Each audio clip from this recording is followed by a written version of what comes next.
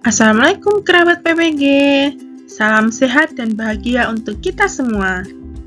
Perkenalkan, saya Nawang Pangestu dengan NIM 2218163202. Saya merupakan mahasiswi PPG Prajabatan Universitas Ahmad Dahlan Yogyakarta. Pada kesempatan yang berbahagia ini, izinkan saya untuk memaparkan dan berbagi refleksi mengenai materi perjalanan pendidikan Indonesia.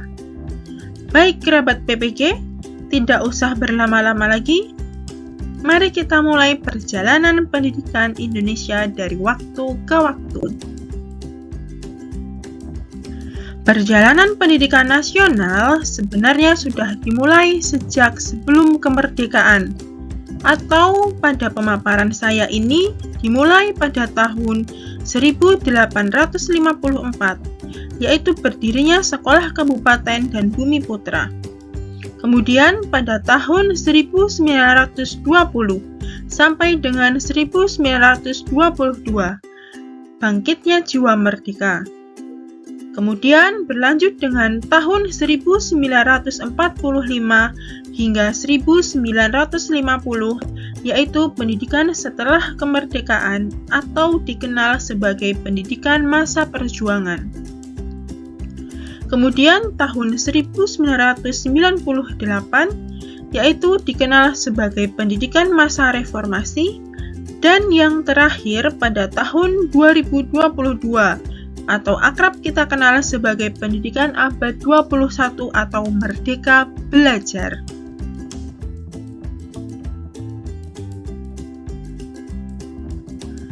Sistem pendidikan di Indonesia pada awalnya hanya diberikan kepada anak-anak kolonial saja. Penduduk pribumi pada saat itu banyak yang bekerja sebagai budak atau pembantu.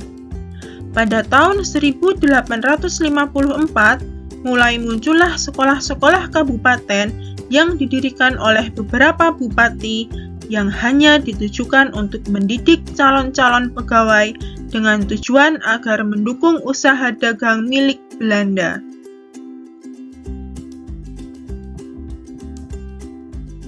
Kemudian, seiring berjalannya waktu, berdirilah sekolah-sekolah Bumi Putra yang pada saat itu hanya mengajarkan membaca, menulis, berhitung, dan berbahasa.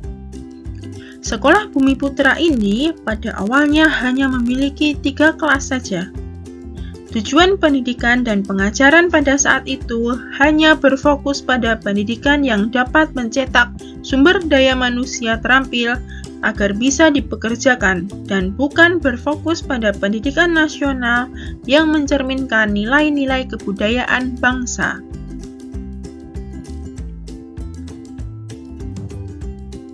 Kemudian, pada tahun 1920, cita-cita baru bangsa Indonesia lahir untuk perubahan radikal dalam pendidikan dan pengajaran, sebagai wujud penggabungan kesadaran kultural dan kebangkitan politik Indonesia.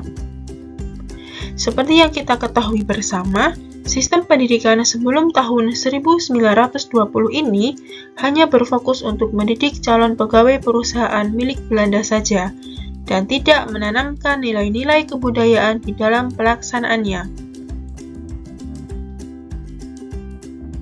Pada tahun 1922, terbentuklah perguruan taman siswa di Yogyakarta, serta sekolah-sekolah yang berlandaskan keagamaan. Perguruan taman siswa ini didirikan oleh Ki Hajar Dewantoro yang saat ini kita kenal sebagai Bapak Pendidikan Indonesia. Terbentuknya taman siswa merupakan gerbang emas bagi perjalanan pendidikan nasional yang merdeka dan bebas dari belenggu kolonialisme. Hadirnya taman siswa mampu mencerminkan pendidikan yang berdasar pada kemerdekaan dan kebebasan budaya bangsa serta berlandaskan nilai-nilai Pancasila. Pergerakan perguruan taman siswa pada saat itu sangatlah pesat. Banyak perguruan taman siswa yang tersebar hampir di seluruh kepulauan Indonesia. .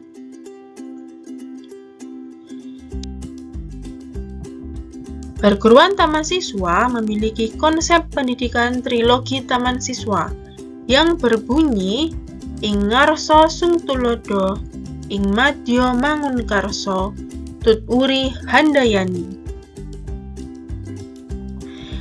Ing ngarsa sung tulodo memiliki arti bahwa kita sebagai pendidik hendaknya selalu memberikan teladan dan contoh baik kepada peserta didik kita.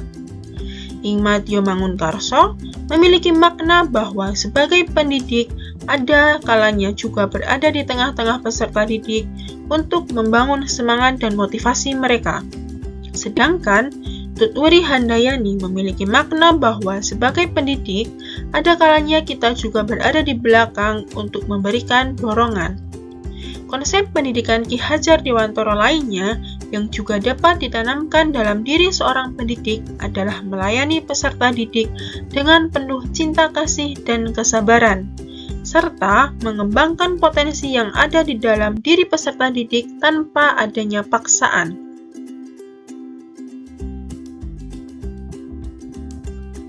Perjalanan pendidikan Indonesia setelah kemerdekaan berlangsung antara tahun 1945 sampai dengan 1950, merupakan pendidikan masa perjuangan di mana masih terdapat dua kubu yang memerintah sistem pendidikan Indonesia. Pada tahun 1945, masih terdapat kubu yang memerintah di sistem pendidikan Indonesia. Kubu pertama, masih ada beberapa wilayah yang dikuasai atau dipengaruhi oleh Belanda, sedangkan beberapa wilayah di kubu yang lain sudah dikuasai oleh pemerintah Republik Indonesia. Kemudian pada tahun 1950, terjadilah pengalihan pendidikan antara masa pemerintahan Belanda kepada pemerintahan RIS atau Republik Indonesia Serikat.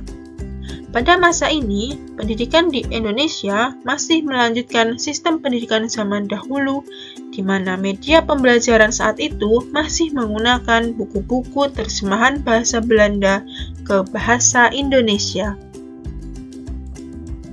Pada tahun 1998, dimulailah masa reformasi atau masa perubahan dengan dijalankannya Undang-Undang 1945 yang memprioritaskan anggaran pendidikan minimal 20% dari APBN.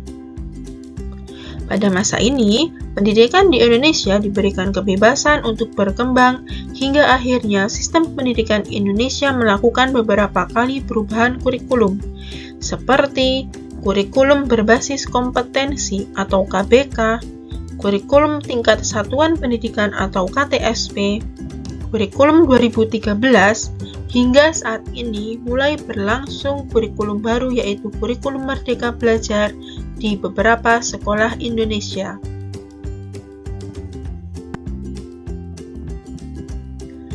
Kurikulum Merdeka Belajar yang berlangsung saat ini sejalan dengan pemikiran Ki Hajar Dewantara mengenai sistem Merdeka Belajar yang berpusat pada peserta didik. Pada kurikulum Merdeka Belajar ini, sistem pembelajaran berfokus pada pengembangan potensi yang dimiliki oleh peserta didik tanpa memberikan paksaan. Oleh sebab itu, baik guru maupun orang tua hanya berperan sebagai fasilitator dan pengawas peserta didik dalam memberikan kebebasan berperilaku. Bebas yang dimaksudkan bukan berarti tanpa ada batasan, akan tetapi guru dan orang tua tetap wajib mengawasi jika peserta didik keluar dari kewajaran atau batas norma yang berlaku tetap harus diberikan peringatan. Berdasarkan materi yang telah dibahas mengenai perjalanan pendidikan nasional, dapat memberikan pemahaman baru bagi saya sebagai guru nantinya, bahwa pendidikan Indonesia sejatinya akan terus mengalami perubahan dan penyesuaian zaman. Saat ini banyak dijumpai keanekaragaman teknologi yang dapat menunjang pembelajaran menjadi lebih modern dan fleksibel. Walaupun demikian, tantangan dan tuntutan dalam dunia pendidikan akan tetap ada, Di antaranya yaitu sistem pembelajaran yang menuntut guru maupun peserta didik untuk terbuka mengikuti perkembangan zaman, berpikir kritis, dan memiliki kecakapan dalam memecahkan masalah, bertanggung jawab, bersikap adil, kemampuan berkomunikasi, inovatif, serta memiliki kreativitas yang tinggi. Tidak hanya itu, pendidikan saat ini juga menuntut adanya kecakapan dalam hal kerjasama, kolaborasi, dan keterampilan dalam bersaing dengan berbagai pihak seperti prinsip pengajaran Ki Hajar Dewantoro.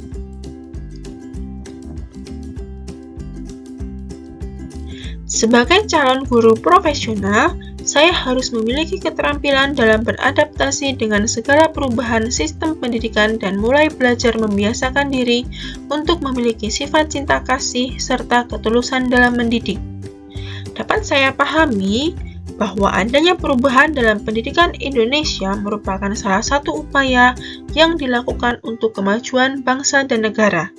Selain itu, saya akan menerapkan sistem prinsip pengajaran Ki Hajar Dewantoro yang berfokus pada pengembangan potensi peserta didik serta menerapkan trilogi pendidikan, yaitu Ing Ngarsa Sung Tulodo, Ing Madya Mangun Karso, Tut Wuri Handayani. Baik kerabat PPG yang saya kasihi, demikianlah sesi sharing dan juga refleksi yang dapat saya sajikan dan saya haturkan kepada rekan-rekan PPG sekalian. Semoga apa yang telah saya buat pada kesempatan kali ini dapat bermanfaat untuk kita semua. Akhirul kalam, saya akhiri. Wassalamualaikum warahmatullahi wabarakatuh. Sampai jumpa di sesi sharing dan refleksi selanjutnya. Salam sehat untuk kita semua.